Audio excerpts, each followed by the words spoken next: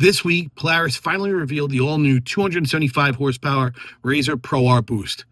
Kawasaki answered back with the brand new two-seat Teryx H2. Yamaha is making big changes to its side-by-side production. Plus, we've got new products, upcoming events, and later in the show, I'll tell you which of these high-performance machines I'd actually probably spend my money on. This is the FAS Friday Off-Road Report. Episode 20 starts now. FAS Friday Off-Road Report. Welcome back, everyone. I'm JT with Team FAS Motorsports. This week marks episode 20 of the FAS Friday Off-Road Report. When the series started, our goal was simple: to bring the off-road community consistent weekly news show you can count on. 20 episodes later, we're still growing, and that's thanks to all of you. Whether you've been with us since episode 1 or you're just finding the channel today, thank you for watching, subscribing, commenting, and sharing these reports. We've got a packed episode this week, led by the official reveal of the all-new Polaris RZR Pro R boost, and we'll also cover Kawasaki's newest machine. Let's get into this week's top story. Last week, we talked about Polaris teasing a brand new high-horsepower machine. Well, the wait is finally over. Polaris has officially unveiled the 2027 RZR Pro R boost. And this is easily one of the biggest off-road stories of the year. At first glance, it looks like the Pro R platform we've come to know, but underneath, there are some major changes. Polaris has taken their proven 2-liter ProStar Fury engine and added a factory turbocharger. Horsepower jumps from 225 all the way up to 275 horse.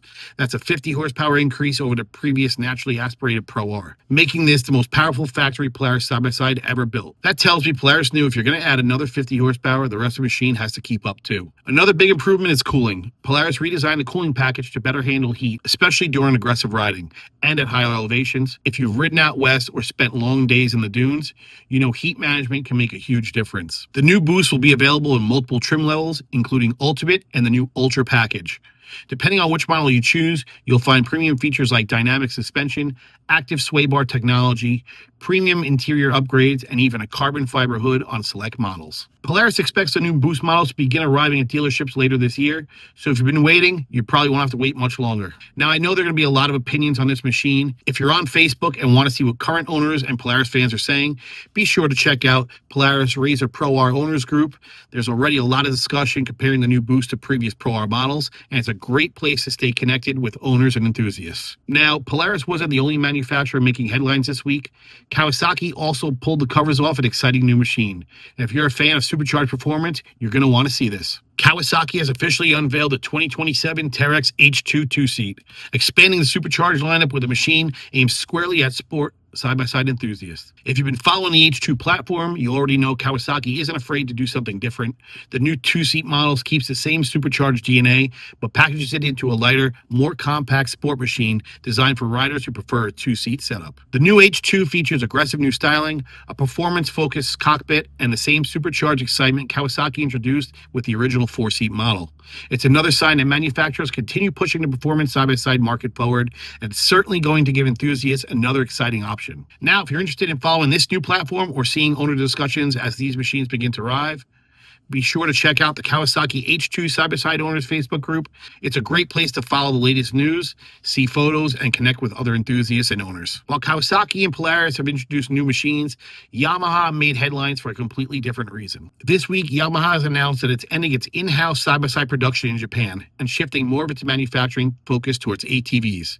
Now, before anyone panics, this doesn't mean that Yamaha is getting out of the side-by-side business. Machines like the Wolverine, Viking, YXZ will remain part of Yamaha's lineup. This appears to be a manufacturing and business strategy rather than the end of Yamaha's sport utility vehicles. For ATV riders, this could be really good news. More manufacturing focus could mean continued investment in popular machines like the Grizzly, Kodiak Raptor, and YZ 450. So we're going to keep an eye on this story as more information becomes available. There are some articles out suggesting that they are going to be, I guess, contracting out their production of side-by-sides to another manufacturer. Who that is, they've not named yet. So again, we'll keep our eye on it and let you guys know if we get any updates. New products. Let's check out a few of the new products hitting the market this week. First up, DRT Motorsports has introduced the new billet 7075 double shear toe link bracket kit for the Can-Am Maverick R. This upgrade reinforces one of the rear suspension's key mounting points, helping reduce flex, improve durability, and better handle aggressive riding. DRT also released their new tire carrier version 2.0 for the Maverick Pro R.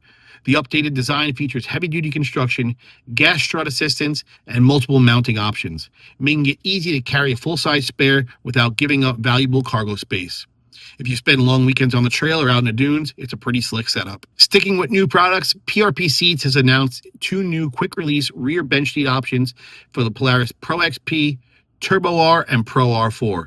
Available in both GT4 and XCR styles, these benches can be removed or reinstalled in seconds with no tools. This gives owners the flexibility to quickly switch between carrying passengers or opening up additional space for gear. The GT4 focuses more on comfort, while the XCR adds extra side support for more aggressive riding. And like most PRP products, they're available in a wide variety of colors and materials to match your build. Hunterworks continues expanding support for the growing CFMOTO market with the new CVT drive belt for the UForce U10 Pro and U10 XL. As more riders put these machines to work, it's great to see quality replacement parts becoming available. Whether you're using a UForce around the property, on hunting trips, or trail riding, having dependable replacement parts is always a great thing. Those are just some of the products hitting the market this week. Now let's take a look at some of the upcoming events from around the off-road community. One of the biggest UTV gatherings of the summer returns next week as UTV Takeover heads back to Winchester Bay, Oregon. Thousands of riders from across the country will spend nearly a week enjoying the dunes, vendor displays, camping, competitions, and nightly entertainment. If you've never been, it's definitely one of those bucket list events for dune enthusiasts. Also taking place next week, the legendary Vegas to Reno off-road race celebrates its 30th anniversary. Running August 12th to the 16th, it's the longest point-to-point off-road race in the U.S. Every year, it attracts some of the biggest names in desert racing, along with the talented amateur competitors looking to test themselves against one of the toughest races in the country. Good luck to everyone competing this year. If you're up here in the Northeast, here's another great event to put on your calendar. The Rev for Greg Side-by-Side ATV Ride takes place Saturday, August 29th in Simpson, Pennsylvania. Registration begins at 10 a.m. with the ride running from noon until 4. After the ride, there'll be live music, vendors, raffles, beer tent, wineries, and plenty of family-friendly activities.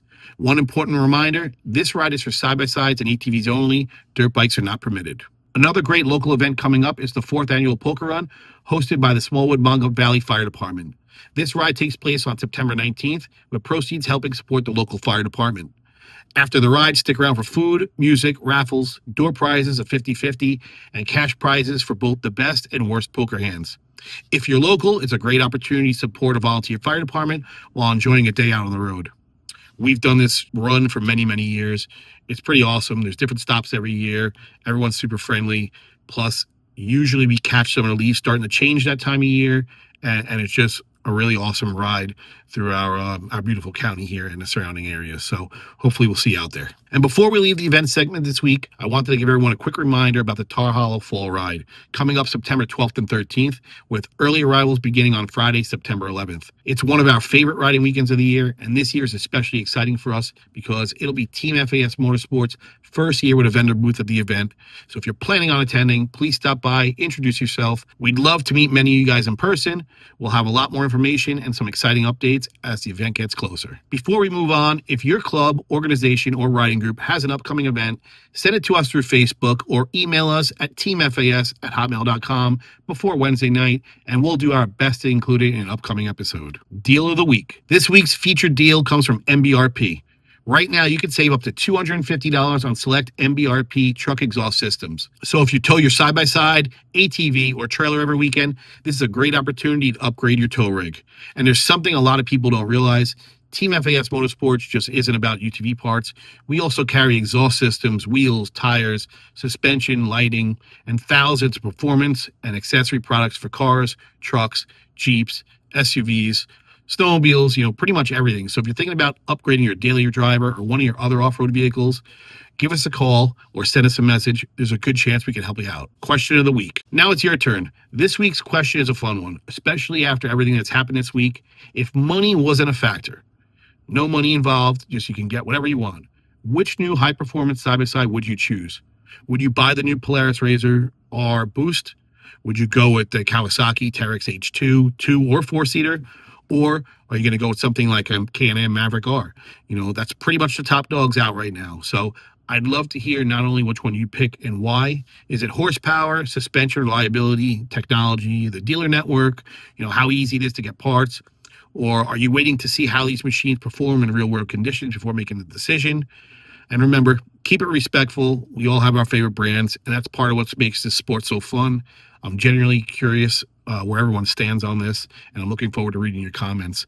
Another thing I just want to throw in there, as I mentioned the machines above, the new CFMOTO Z10 has been making some really good waves at a price point like right around 20,000. So, I mean, that's another one, for the price. Do you just go with that? And, you could replace that thing twice for what, a Maverick R or a Pro R or any of those an H2 costs. So, definitely drop me a comment below. Let me know what you guys think. Before we wrap things up, here's a quick update from us here over at Team FAS Motorsports. First off, thank you for everyone who's been keeping us so busy. Our service schedule has been filling up, but we still have some openings available for your ATV, side-by-side, snowmobile, or dirt bike if it needs service.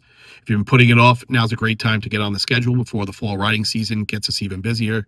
Believe it or not, winter really isn't that far off.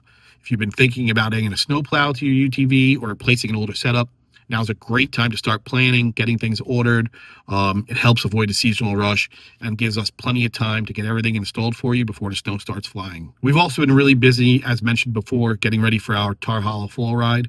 This is our first year with a vendor booth, and we're really looking forward to meeting many of you guys in person. We got a variety of products we're bringing. We'll be answering any questions you guys may have there on site and just spending the weekend talking off-road with fellow riders. As the event gets closer, we'll share more details, including what products we're going to have with us. We will have repair stuff. We're going to have some aftermarket accessories. It should be a really great weekend, and where you'll be able to find our booth in the field. So as that gets closer, we'll keep you updated. If you have any questions about anything we've talked about today, whether it's one of the new machines, aftermarket products, or even a part on your own ride, don't hesitate to give us a call, send us a message on Facebook, or visit teamfasmotorsports.com. We're always happy to help. There's a ton of install videos right here on our YouTube channel. If you scroll back, you'll find those as well. So, look around, give us a call if you can't find something, and we're always super happy to help you guys out anytime you need. And that wraps up episode 20 of the FAS Friday Off-Road Report. I just want to say a big thank you to everyone who's been watching each week. 20 episodes ago, this started as an idea to bring the off-road community a consistent weekly news show. Seeing the channel continue to grow, reading your comments, and connecting with riders from all over the country has made it a lot of fun. So we're really happy about that. And if you enjoyed today's episode, please take a second to hit that like button, subscribe if you're new, and share this video with your riding buddies. It really helps the channel grow, helps us continue bringing you the latest off-road news every Friday. And before you go, if you're looking for some new off-road apparel, be sure to check out the Team FAS merchandise over at fasmerch.shop. We've got t-shirts, hoodies, and more featuring all of our own off-road inspired designs. Each purchase helps us continue producing FAS Friday Off-Road Report each week, and we really appreciate the support. You'll also find links in the description for our affiliates, current promotions, and the Facebook groups we mentioned in today's episode. We'll be back next Friday with another edition of the FAS Friday Off-Road Report. Thank you very much again. Until then, ride safe, have fun, and we'll see you out on the trails. Fast Friday Off-Road Report. Fast Friday Off-Road Report.